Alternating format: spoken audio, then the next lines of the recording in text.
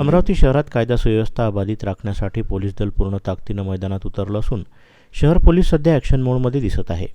Nandgaon Peth police station हद्दीतील मंथन पाळणकर हत्या प्रकरणात अटक करण्यात आलेल्या 8 आरोपींचे अमरावती शहरात गुन्हे शाखेकडून क्राईम सीन्स रिक्रिएशन करण्यात आले. या कारवाईमुळे गुन्ह्याच्या तपासाला गती मिळाली असून आरोपींनी केलेल्या हालचाली, वापरलेली शस्त्रे आणि घटनाक्रम पुन्हा उलगडण्यास मदत झाली आहे. या दरम्यान शहरात दहशत निर्माण करणारे तडीपार, निगराणी व सराईत बदमाश थेट पोलीस कमिशनर राकेश ओला आणि उपायुक्त संदीप चव्हाण यांच्या रडारवर आले आहेत. कायदा सुव्यवस्था बिघडवणाऱ्यांवर कोणतीही तडजोड न करता कठोर कारवाईचे संकेत देत पोलीस दलाने सघन मोहीम सुरू केली आहे. या मोहिमेअंतर्गत शहरभर कॉम्बिंग ऑपरेशन, ठिकठिकाणी नाकाबंदी, गुन्हेगारांची रेकॉर्ड तपासणी तसंच संशयितांची सखोल चौकशी वेगानं सुरू आहे. विशेष तडीपार आदेशांचा भंग करणाऱ्यांवर थेट गुन्हे दाखल करण्याचे स्पष्ट निर्देश देण्यात आले असून अशा व्यक्तींवर तत्काळ कारवाई केली जात आहे. पोलीस कमिशनर राकेश ओला यांनी या संदर्भात कडक शब्दात इशारा दिला. ते म्हणाले की शहरात दहशत माजवणाऱ्यांना अजिबात खपवून घेतलं जाणार नाही. कायदा हातात घेणाऱ्यांवर कठोर कारवाई केली जाईल. नागरिकांच्या सुरक्षिततेशी कोणतीही तडजोड केली जाणार नाही.